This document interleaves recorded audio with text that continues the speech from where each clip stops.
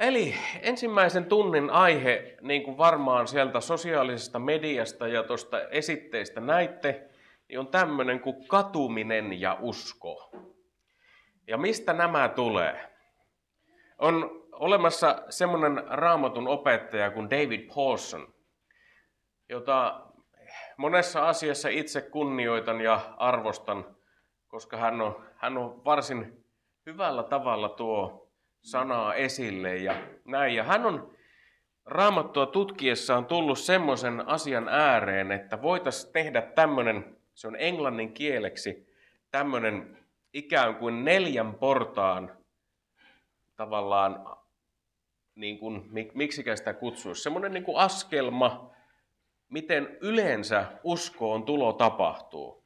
Ja se tulee sanoista repent, eli kadu, believe, usko, baptize, kaste ja receive Holy Spirit, eli Pyhän Hengen täyteys. Ja hän kutsuu sitä nimellä rubber, eli vähän niin kuin pyyhekumi. No suomeksi se taipuu sanaksi kuksa. Tiedätte mikä on kuksa. Jos on erämiehiä mukana, niin heille on varmasti kuksa tuttu. Eli kuksa on se, mistä nokipannukahvia aika usein juodaan retkellä. Mutta joka tapauksessa tähän ensimmäisen tunnin jaoin sen katumiseen ja uskoon, koska mun mielestä ne on ensimmäiset askeleet uskon tiellä. Joku saattaa ajatella, että miten katuminen ja usko kuuluu yhteen. No, ehkä se selviää sulle tämän tunnin aikana, mutta itse on tullut ymmärtämään, että ne kuuluu oikein todenteolla, ne kuuluu yhteen. Tervetuloa. Ei haittaa yhtään. Laittakaa tekin nimenne tuohon listaan, mikä tuolla kiertää. Meidän on hyvä ymmärtää, että se, että me kadutaan, niin sillä on iso ja merkittävä rooli siihen, että mille polulle tai mihin suuntaan meidän uskon elämän askeleet lähtee viemään. Jos olet koskaan tullut elämässä siihen pisteeseen, että olet katunut jotakin, olet tehnyt jonkun mokan, niin eikö ole varsin semmoinen niin kuin kokonaisvaltainen tunne se, kun tajuat, että nyt mokasin sitten oikein urakalla. Ja kun me puhutaan katumisesta, niin meidän on hyvä ymmärtää, että katumistakin on monenlaista. Ikään kuin monenlaatuista tai monen lajin tavallaan tämmöistä katumista. Mä muistan lapsuudessa kävi sillä lailla, että mä hermostuin. Mä olin varmaan tommonen, mitä mä olisin ollut, ehkä 10-12 ikävuotta. Ja mä en muista yhtään mikä se asia oli, mutta mä tulistuin ihan oikein kunnolla. Ja mulla oli semmonen, että nyt kerta kaikkiaan, nyt ottaa niin kuin päähän ja oikein lujaa. Ja menin pihalle ja en muista paiskasinko ovenkin vähän voimakkaammin kiinni. Ja kuinka monelle on tuttu tämmöinen kuin ruutupalikka. Hypitään ruutu ja ensin oikealla jalalla sitten näin ja tällainen. Meillä oli pihassa ruutupalikka ja mä voimieni tunnossa nappasin sen siitä maasta näin ja olin heittämässä sitä katolle, että kerta kaikkiaan. Niin tiedätkö mitä tapahtui? Suoraan olohuoneen ikkunaan, keskelle ruutua. Ja voin sanoa, että tuli hyvin nopeaa ja tehokasta katumista. Ja silloin Tuomasta vietiin. Ensin yritin juosta talon toiselle puolelle, kun tajusin, että etuovi aukesi. Isä lähtee sieltä perään. Kerkesin takapihalle, äiti tulee sieltä vastaan. Ja ei ollut mitään muuta mahdollisuutta kuin juosta takaisin ja toisen syliin. Ja silloin niin kuin oli niin tehokasta katumista, että ei oikeastaan ikänä ole ollut. Mutta sillä katumisella, mitä mulle silloin tapahtui, kun mä tuon ruutupalikan paiskasin siihen olohuoneen ikkunaan, sillä katumisella ei tietyllä lailla ole mitään tekemistä hengellisen katumisen kanssa. Koska mua rupesi totta kai silloin harmittaa, että miten mä nyt tolla lailla. Mutta ei se johtanut tavallaan mihinkään hengelliseen lopputulokseen. Isä ja äiti otti vaan ja puhuu, että ei tuolla lailla. Ja veivät sen asian siihen malliin eteenpäin, että ymmärsin, että kärsivällisyyttä olisi hyvä joskus omata. Mutta joka tapauksessa, kun me nyt puhutaan Raamatun ilmaisemasta katumisesta, meidän on syytä ymmärtää sen katumisen syvyyttä. Katumisessa on hyvä ymmärtää ja tunnistaa, mikä sen saa aikaa, että me kadutaan. Ja mä en tiedä, miten sä oot ajatellut, ootko koskaan tullut sen tilanteen eteen, että oot esimerkiksi valehdellut. Ethän sä aina automaattisesti lapsuudestasi asti ole tiennyt, että valehtelu on väärin. Ennen kuin se on sulle sanottu, että tiedätkö, että valehtelu on väärin. Ja sitten kun joskus oot jäänyt mahdollisesti siitä kiinni, niin se katuminen vasta siinä vaiheessa sen ymmärtää niin kuin paremmin, että nyt ei olekaan mitään muuta ulospääsyä kuin vaan pyytää anteeksi ja näin. Joskus nuoruuden, tai oikeastaan kyllä se menee ihan lapsuuden vuosiin, niin muistan, kun mulla oli kavereita, jotka eivät olleet uskossa. Ja heillä oli sitten siinä vaiheessa, olikohan vuoden vai 2 vuotta vanhempi mulla yksi ystävä, ja me ajateltiin näin, että nyt ruvetaan olemaan niin kuin kovia jätkiä. Ja tommonen niin kuin 10-11-vuotias, niin mitä se ajattelee, että kovat jätkät tekee? Kovat jätkät polttaa tupakkaa. No näin me ajateltiin. Ja no tietenkään eihän 10, 11, 12-vuotiaat tupakkaa mistään saa. No mitä me keksittiin? Me keksittiin oikein kuningasidea. Ruutupaperia ja siitä taitettiin sitten semmosia olevinaan sätkiä. Ja sitten niitä tonne povariin ja sitten oltiin kovia jätkiä. Tulitikut ja sytkärit jostakin. Ja sitten mentiin johonkin mettään ja hyvä, ettei tukehduttu. Se oli nimittäin aivan karmea. No erään kerran sitten, en tiedä oliko äitilläni joku niin kuin ikään kuin haju ihan varsinaisessa merkityksessäkin siitä asiasta, koska hän sitten jossain kohtaa hän sanoi, että nyt Tuomas, minäpäs laitan sun toppatakin pesuun. Kun talvella sitä harjoiteltiin. Ja mä sanoin, kun tiesin heti, mitä tapahtuu. Kaikki äidit tietää sen, että kun takkia laitetaan pesuun, niin mihin käsi menee? No taskuihin. Kaikki ylimääräinen tavara taskuista pois, että jos sieltä jotain löytyy, että se ei mene pesukoneeseen. No silloin mä tiesin taas uudelleen, että nyt tästä ei hyvä heilu. Ja äiti sitten näyttää, että mitä Tuomas nämä on? Ne on semmoisia papereita, mihin voi vaikka kirjoittaa.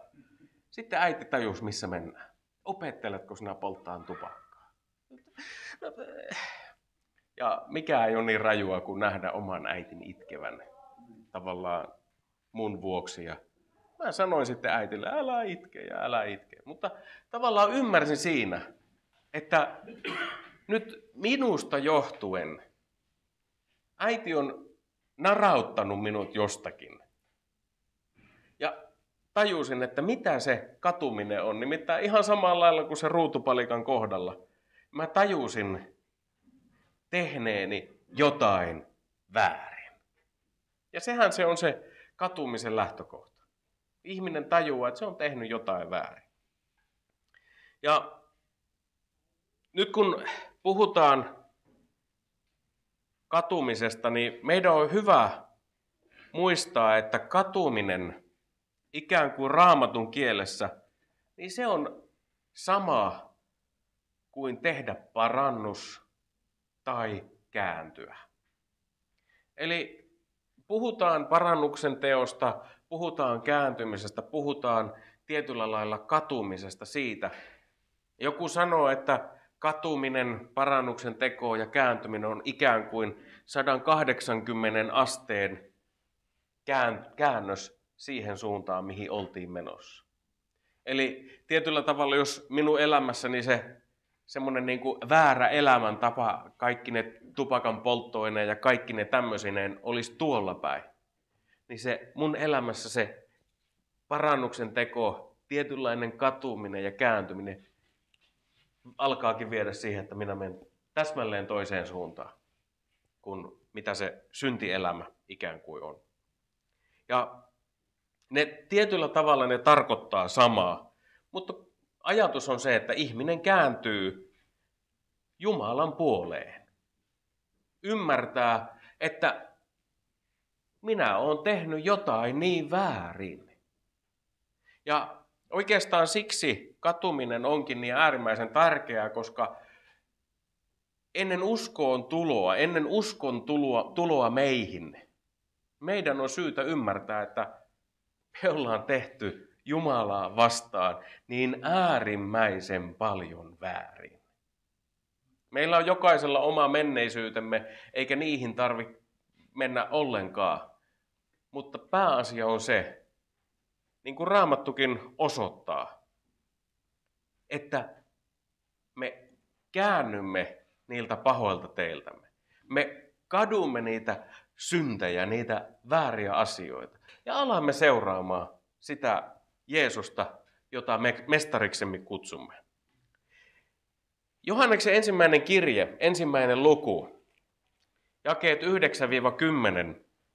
tuo hienon näkökulman tähän katumiseen ja parannuksen tekoon ja kääntymiseen. Eli ensimmäinen Johanneksen kirje, ensimmäinen luku, jakeet 9-10. Täällä sanotaan näin. Jos me tunnustamme syntimme, niin Jumala, joka on uskollinen ja vanhurskas, antaa meille synnit anteeksi ja puhdistaa meidät kaikesta vääryydestä.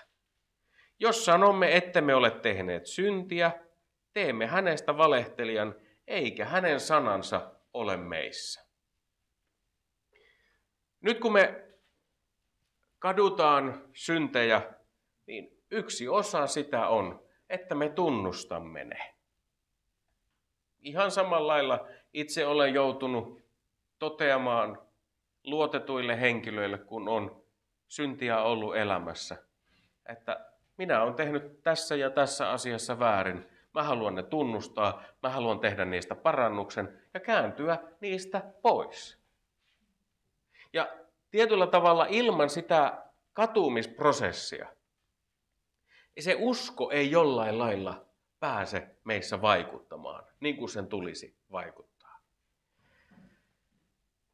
On muuten mielenkiintoista huomata, että kun Johannes Kastaja ja Jeesus julistivat kääntymistä, niin mitkä oli ne sanat? Hehän julistaa, että kääntykää, sillä taivasten valtakunta on tullut lähelle. Eli maan päälle oli tullut jotain sellaista, mitä ikinä ennen ei oikeastaan siinä määrin ole tullut. Ja näin edelleen. Mutta se on mielenkiintoinen tosiasia. No mikä saa katumisen aikaa? Mä oon nyt pari esimerkkiä omasta elämästäni tuonut. Ruutupalikka ja tupakoinnin harjoittelu ja tämmöiset. Mutta onko kellekään koskaan käynyt niin, että sä oot ajellut tuolla tiellä ja yhtäkkiä taakse on ilmestynyt auto, mikä on laittanut niin sanotusti diskon päälle. Tiedätkö mitä tarkoitan? Siellä alkaa punainen ja sininen vilkkuu vuorotellen. Onko kellekään käynyt? Jari nauraa siihen malliin, että ilmeisesti ei puhuta siitä, isä on paikalla. Mutta eikö ole aika tehokasta katumista, kun se jarrupolin löytyy hyvin nopeasti? Eikö? Mullekin on käynyt joskus niin. Ja tavallaan siinä hetkessä, kun, mä paljastan nyt, jos ei joku ymmärtänyt, kun poliisi pysäyttää ja tajuat, että hei, nyt niillä on ihan kaikki syy ja oikeus ja jopa velvollisuus pysäyttää minut ja antaa minulle niin ihana pikavoitto. Niin heti tulee semmoinen, millä tästä pääsisi niin kuin pois. Niin kuin tavallaan puristetaan joka suunnasta ja ne minuutit tai ne askeleet, kun poliisi kävelee sieltä sinun autosi ikkunalle, sitten tuntuu, että mitä minä sanon, millä mä voisin osoittaa, että mä nyt kadun tätä kaikin mahdollisin keinoin. Eli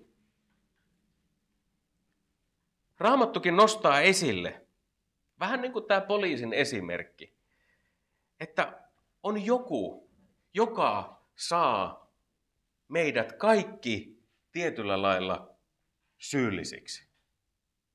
Ja avataan Galattalaiskirjeestä 3. luku, jae 21-25.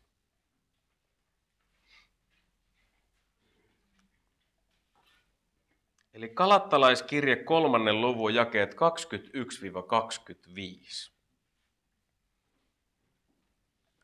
Täällä sanotaan näin. Onko laki siis vastoin Jumalan lupauksia? Ei tietenkään. Jos olisi annettu laki, joka voisi tehdä eläväksi, niin vanhurskaus tulisi todellakin lain avulla. Mutta Raamattu on sulkenut kaiken synnin alaisuuteen, että se, mikä oli luvattu, annettaisiin uskosta Jeesukseen Kristukseen niille, jotka uskovat. Ennen uskon tuloa meitä vartioitiin lain alaisuuteen suljettuina, kunnes usko ilmestyisi. Näin laista on tullut meille kasvattaja Kristukseen, että me tulisimme vanhurskaiksi uskosta. Mutta uskon tultua emme enää ole kasvattajan alaisia. Ihan samalla lailla niin kuin näin joskus peräpeilissäni poliisin vilkkuvat valot. Niin joskus kun on Raamattua lukenut, niin on tullut sille paikalle, että täällä sanotaan, että tämä asia, mitä totean ja löydän omasta elämästäni, se on väärin. Ja vasta silloin, kun minä totean jonkun asian minun elämässäni olevan väärin, tai sinä toteat omassa elämässäsi jonkun asian olevan väärin, vasta sen jälkeen meillä tietyllä lailla on mahdollisuus katua sitä. Ennen kuin sä oot tiennyt jonkun asian olevan väärin, eihän mitään mahdollisuutta katua, koska ei ole tullut sitä tietoisuutta. Jollakin lailla me kaikki ollaan jonkun lain alaisia. Ennen uskoon tuloa me oltiin synninlain alaisia. Ja kun ihminen tulee uskoon, Raamattu tuo sen esille, niin kuin tässäkin jakeessa 25, mitä luettiin, mutta uskon tultua, eli kun ihminen on tullut uskoon, hän ei enää ole sen lain kasvattajan alainen, vaan hän on sen jälkeen, niin kuin Raamattu sen hienosti tuo esille, hän on hengen lain ikään kuin kasvattamana etenee ja näin edelleen. Eli aivan samalla tavalla kuin meitä Suomessa, meitä sitoo Suomen laki. Ei meitä uskovia ole vapautettu Suomen lain noudattamisesta. Mutta silloin ennen kuin me tultiin uskoon, niin me oltiin synninlain alaisia. Ja Jeesus tuli ja naulitsi sen lain ristiin, koska hän, Jeesus Kristus, täytti koko lain sinun ja minun puolesta. Ja meidän ei enää sitä juutalaista lakia tarvitse enää noudattaa. Vaan me saadaan, kun me uskotaan Jeesukseen, me kadutaan meidän syntejä, me saadaan ymmärtää, että laki on täytetty. Muistatko Jeesuksen viimeiset sanat? Se on täytetty. Viimeistä piirtoa myöten laki täytettiin. kun ihminen ymmärtää tehneensä väärin, rikkoneensa jotakin vastaan, niin melko lailla luontainen reaktio ihmisellä on se, että hän katuu tekoa. Totta kai on niitäkin ihmisiä, jotka ovat ikään kuin syyn takeettomia, eivätkä ymmärrä tehneensä väärin. Mutta jos ihminen on elänyt tietyllä lailla normaalissa kasvuolosuhteissa, niin mä väitän, että aika monella on se, että he ymmärtää tiettyjä asioita, milloin toimitaan oikein, milloin toimitaan väärin. Ja jollain lailla tämmöinen ihminen, joka ei ymmärrä sitä, että on toiminut väärin, niin hän on jostakin elämänsä alueelta jäänyt pimentoon, tietyllä lailla. Ne asiat, mitkä sitä vaikuttaa, niin ne kuuluu ihan toiseen yhteyteen, ei käydä niitä nyt avaamaan läpi. Mutta siellä voi olla lapsuudessa koettuja ikäviä asioita. Eli kun me puhutaan prosessina katumisesta, kääntymisestä tai parannuksen teosta, niin sillä katumisella on äärimmäisen merkittävä rooli.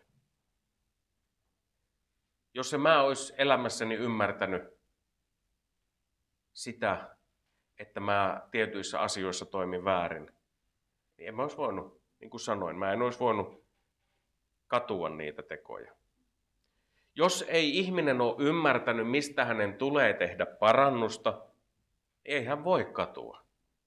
Jos ihminen ei ymmärrä katua, niin ei parannuksen tekokaan ole mahdollista. Se on vähän niin kuin kumpaankin suuntaan toimiva yhtälö, että ihmisen tulee tietää, missä hän on poikennut pois. Ja sen vuoksi mä sanon näin, kiitos Jumalalle, meillä on tietynlainen jumalallinen laki, mitä me saadaan myös elämäämme ymmärtää ja sitä ikään kuin ammentaa, että me kasvetaan kohti Kristuksen kaltaisuutta. Loppukaneettina tähän niin kuin katumisosioon voisi sanoa näin, että voi totisella sydämellä kääntyä eli tehdä parannusta, on ymmärrettävä katumisen merkitys. Ja se ei tarkoita sitä, että mun tulisi niissä mun kaikissa tämmöisissä synneissä, mitä minä olen elämässäni tehnyt, mun tulisi joka ainut päivä niin kuin niitä uudelleen ja uudelleen katua. Ei missään tapauksessa. Vaan kun me on kaduttu niitä ja kun me on ne synnit anteeksi saatu, niin tiedätkö mitä niille synneille on tapahtunut? Vanha testamentti käyttää semmoista ilmaisua, että niin kauas kuin itä on lännestä, hän siirtää meidän syntimme, siis Jeesus. Ja merten syvyyksiin hän upottaa meidän pahat tekomme. Mutta vielä lisään sen, mitä Uusi testamentti, itse asiassa Johannes Kastaja sanoo serkustaan Jeesuksesta. Kun hän sanoo, katso Jumalan karitsa, joka pois ottaa maailman synnin.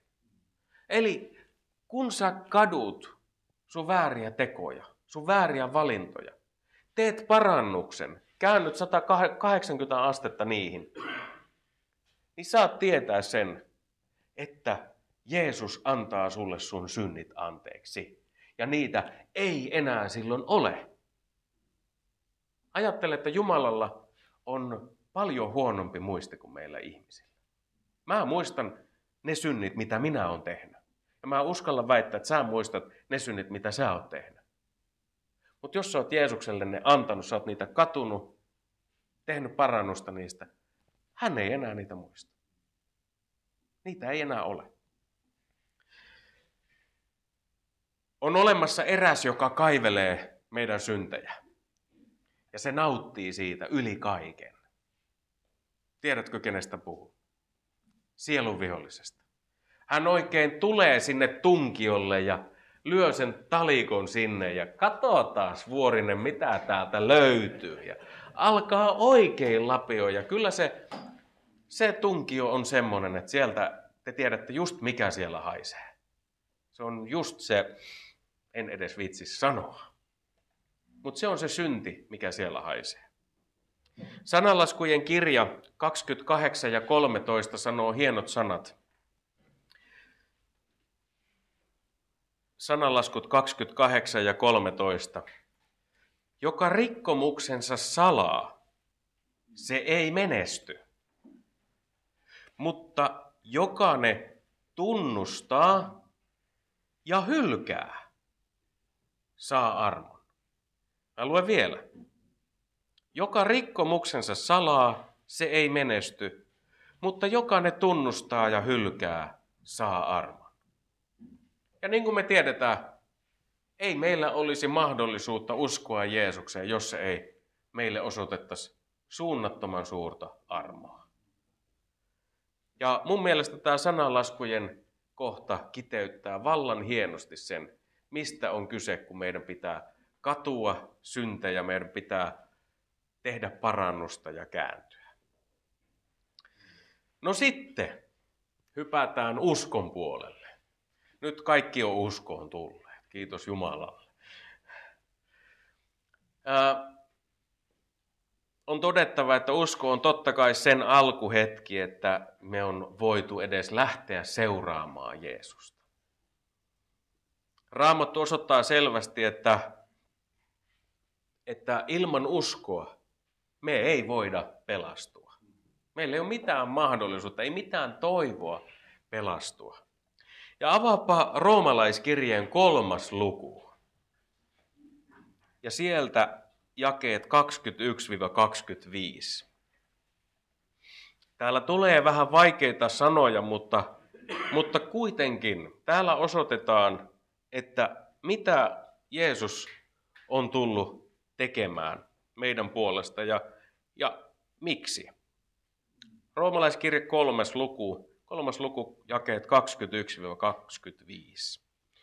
Mutta nyt Jumalan vanhurskaus, josta laki ja profeetat todistavat, on ilmoitettu ilman lakia. Tämä Jumalan vanhurskaus tulee uskosta Jeesukseen Kristukseen kaikille, jotka uskovat. Ei tässä ole mitään erottelua, sillä kaikki ovat tehneet syntiä ja ovat Jumalan kirkkautta vailla, mutta saavat lahjaksi vanhurskauden hänen armostaan, sen lunastuksen kautta, joka on Kristuksessa Jeesuksessa. Hänet Jumala, siis Jeesuksen, Jumala on asettanut armoistuimeksi uskon kautta hänen verensä osoittaakseen vanhurskautensa, joka oli jumalallisessa kärsivällisyydessään jättänyt rankaisematta ennen tehdyt synnit. En halua olla mikään pahan ilman lintu, mutta tiedätkö mikä meitä odottaisi, jos ei Jeesusta olisi? Meitä jokaista odottaisi kadotustuomio. Meillä ei olisi mitään muuta mahdollisuutta. Nyt, ja jos ajatellaan, että Jumala ilmestyisi nyt tähän hetkeen ja tulisi meitä tuomitsemaan ja Jeesusta ei olisi, niin ei olisi kuin yksi suunta. Ei olisi kuin yksi suunta. Koska kukaan meistä ei ole voinut tehdä yhtään mitään sellaista, millä me ikään kuin ansaitsisimme Jumala edessä jotain. Nyt Jeesus lähetettiin maailmaan sitä varten, että hän toisi meille sen ymmärryksen, että vain hänen kauttaan. Mä jossakin kohtaan laitan YouTubeen ihan yleiseksi jaettavaksi nämä Mertiorannassa pidetyt tunnit ilmestysmajasta. Ja siellä veljemme Heikki Järvi opetti armoistuimesta jotakin. Ja jos sulla on ollut mahdollista tutustua tuohon ilmestysmajaan, se on valtavan hieno kuvaus siitä, mitä meidän elämässä tulisi tapahtua. Koska Raamattu osoittaa, että kun täällä puhuttiin tämmöinen sana, että Jeesuksen Jumala on asettanut armoistuimeksi.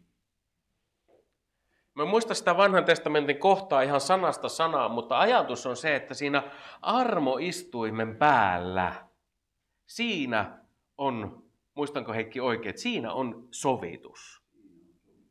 Armoistuimen päällä. Nyt jos ajattelet, että Jeesus on tuotu meille ihmiselle armoistuimeksi, niin vain Jeesuksessa on sovitus. Ei ole muuta mahdollisuutta.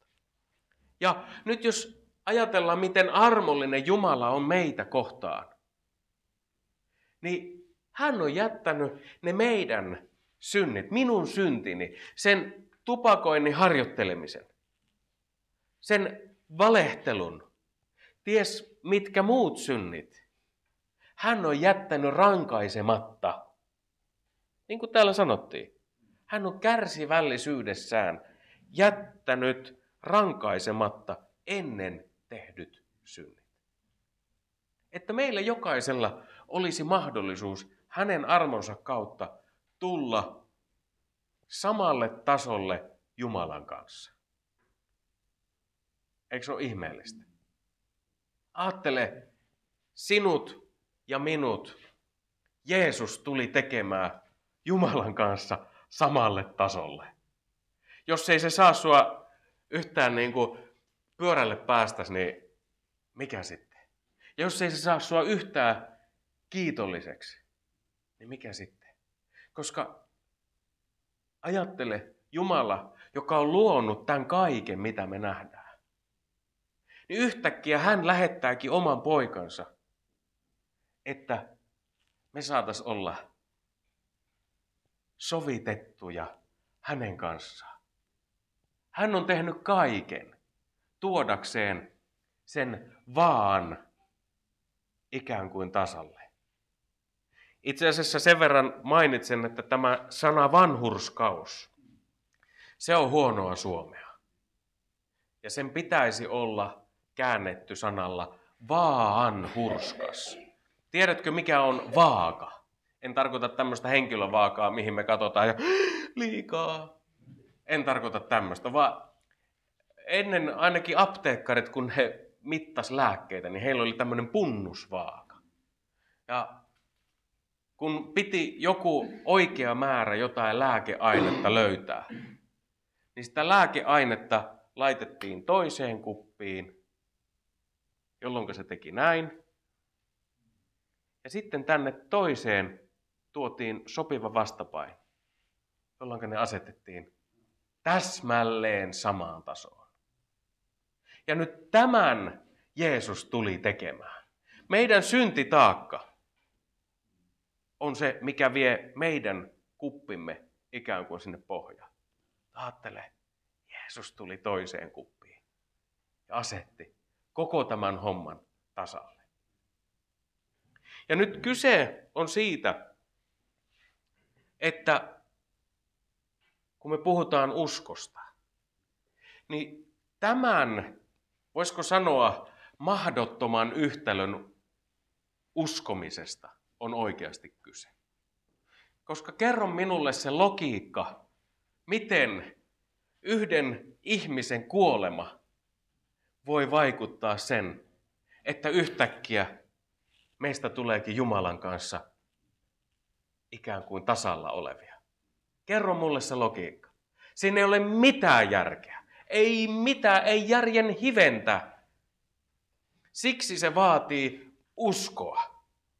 Vasta kun me uskomme, että Jeesus tuli sitä äsken kuvattua tehtävää varten, vasta silloin meillä on edes mahdollisuus ymmärtää, mistä on kyse. Ja vasta silloin se meidän katuminen, se kääntyminen, se parannuksen teko, se löytää oikean kohteen. Ja silloin me ymmärretään, että Jeesus, sä oot tehnyt niin paljon enemmän, että mulla ei ole mitään sulle tuotavaa.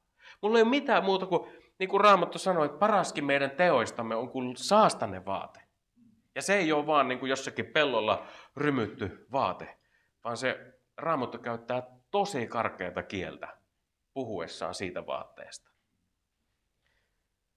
Kun me äsken luettiin roomalaiskirjettä, oliko ne nyt 5 jaetta? Kyllä. Niin luetaanpas vielä se 26. Kun täällä sanotaan näin. Tämän Jumala teki osoittaakseen vanhurskautensa nykyajassa. Eli Jumala jätti rankaisematta meitä meidän synneistä. Ihan vaan sen vuoksi, että hän osoittaa oikeamielisyytensä. Eli vanhurskaus tietyllä lailla tulee, Heikki tietää sen hienon sanan, sano se dikaiosyne. Ja se tarkoittaa, oliko se niin kuin... Katso oikeuden Jumalan kanssa samaan suuntaan. Kyllä, nimenomaan. Ja englannin kielen sana righteousness, oikeudenmukaisuus, niin se muistuttaa äärimmäisen paljon paremmin sitä dikaiosyne kuin tämä meidän vanhurskaus. Nyt oikeudenmukaisuudessa, siis mitä tarkoittaa oikeudenmukaisuus? Se tarkoittaa sitä, että Jumala ei ketään tuomitse kadotukseen, jos ei hän ole kuullut sanomaa pelastuksesta. Ei ketään. Ja vanhurskaus tarkoittaa myös sitä, että hän halusi osoittaa sulle ja mulle oman oikeamielisyytensä nykyajassa. Hän on itse oikeamielinen ja tekee oikeamieliseksi sen, jolla on usko Jeesukseen.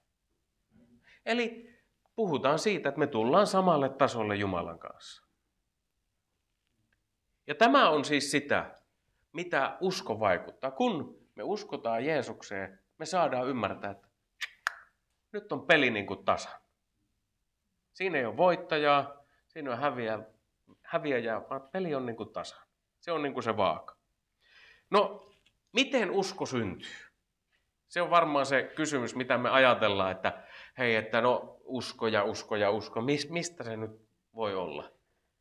Mä oon sitä mieltä, ja itse asiassa Raamattukin sen osoittaa Roomalaiskirjeen 10. luvun jakeessa 17, kun se sanoo näin, että siis Roomalaiskirje 10 ja 17, usko tulee siis kuulemisesta, mutta kuuleminen Kristuksen sanan kautta. Tässä nyt ei välttämättä puhuta vaikka leipomisesta, että jos olet leipomassa ja sinulle sanotaan, että laita sinne 3 desiä jauhoja, niin tässä nyt ei puhuta sellaisesta kuulemisesta, vaan tässä puhutaan oikeanlaisesta kuulemisesta. Siitä kuulemisesta, millä on oikeasti jotain merkitystä. Uskoon tulemisen vaikuttaa aina tavalla tai toisella Jumalan sana. Jos se on julistettu niin kuin minulle, se on julistettu pyhäkoulussa.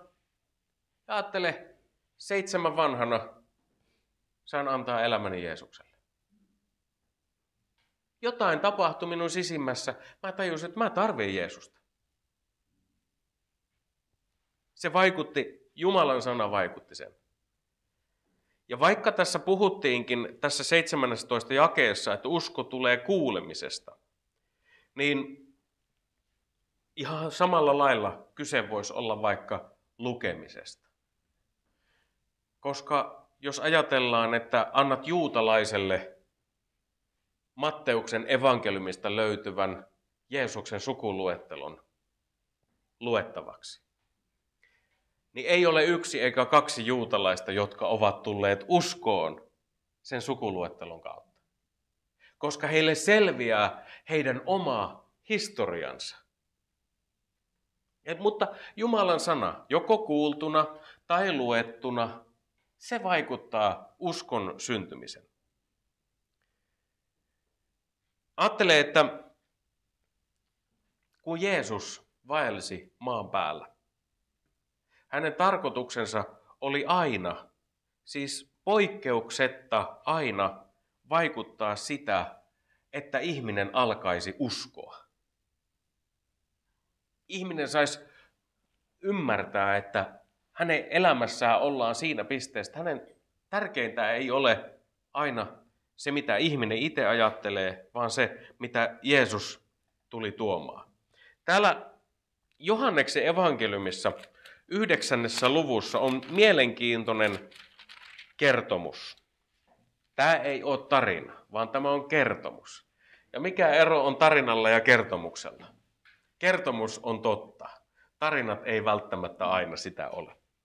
Ja mä haluaisin ikään kuin jättää tämän, me käydään sitä nyt ajatuksella, tai muutaman lauseen verran käydään yhdessä läpi ja luetaan sieltä pieni kappale, mutta lue tämä kotona.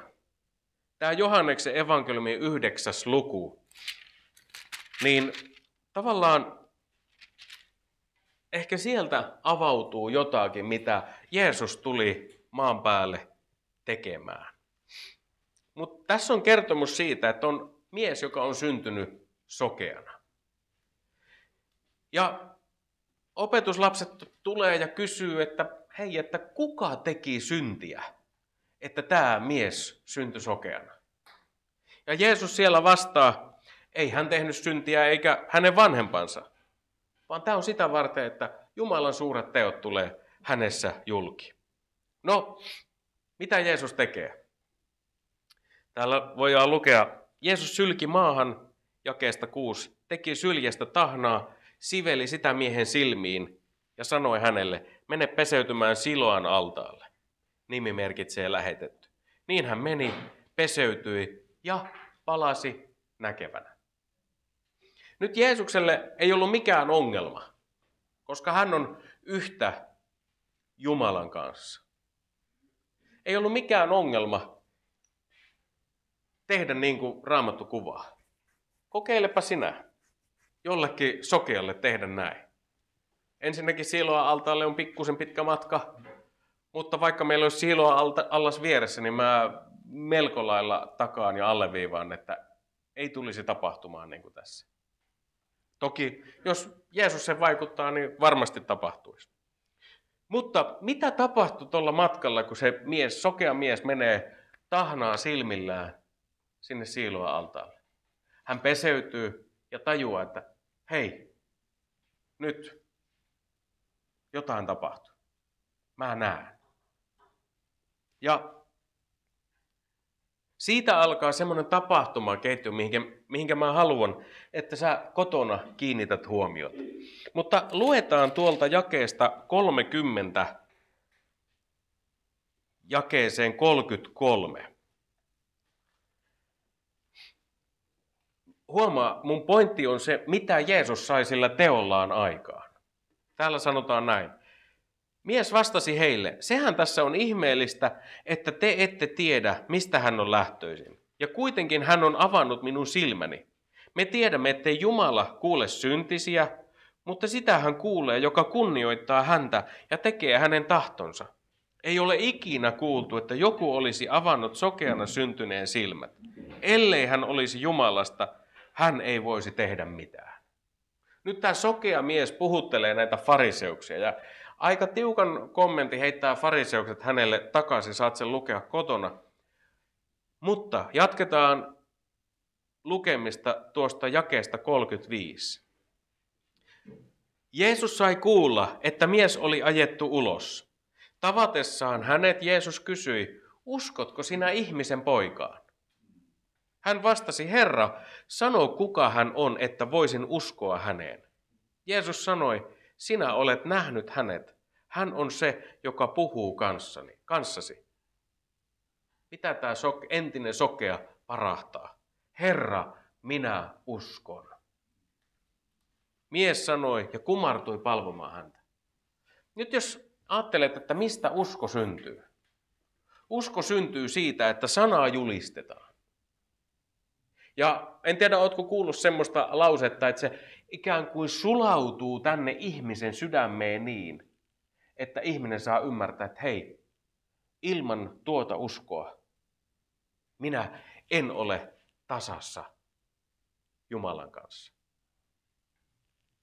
Ja jos pistät merkille, miten Jeesus toi tämän asian aina esille, useampi ihminen alkoi uskoa, koska he saivat kuulla, nähdä ja kokea niitä asioita, mitä Jeesus heille teki. Ja he ymmärsi. Voit lukea vaikka Johanneksen evankeliumin 4. luvusta, mitä Jeesus siellä tekee, kun menee Syykkarin kaivolle. Ehkä sen ajan halveksituimman ihmisen Jeesus kohtaa siellä, osoittaa hänelle myötätuntoa. Ja Raamattu todistaa, koko se kaupunki jollakin lailla tuli herätyksen piiriin. Eli kun ihmiset puhuvat Jumalan sanaa, tarkoitus on sitten se, että se synnyttäisi uskoa. Ja sitä varten me pidetään täällä uskon ABC:llä esillä Jumalan sanaa, koska sen tarkoitus on se, että se vahvistaisi ja kasvattaisi meidän jokaisen uskoa. Me jokainen tarvitaan uskoa ihan suunnattoman paljon. Uskosta voisi puhua vaikka kuinka paljon. Ja mä tiedän, että Heikki ja Harry olisi puhunut uskosta aivan eri tavalla. Mutta loppuun mä haluan vielä sanoa sen, mikä on oikeastaan se uskon tietyllä lailla määritelmä, mikä löytyy hebrealaiskirjeen 11. luvusta ja jakeesta 1. Jos olet joskus miettinyt, mitä se usko oikeastaan on, niin täällä sanotaan, usko on luja luottamus siihen, mitä toivotaan. Ojentautuminen sen mukaan, mikä ei näy. Mun täytyy sanoa, että minä en ole fyysisillä silmilläni koskaan nähnyt Jeesusta. En ole nähnyt Jeesusta ristiinnaulittuna, mutta silti minä tiedän, että hän on mun puolesta tehnyt kaiken, mitä tehdä voi, että minä voisin pelastua. Ja silti meidän on ymmärrettävä se, että se, mitä me fyysisillä silmillä nähdään, se ei loppujen lopuksi ole se kaikista merkityksellisin asia, vaan se, että me uskon silmillä nähdään tiettyjä asioita. Ja niin kuin totesin, usko syntyy Jumalan sanasta. Aamen.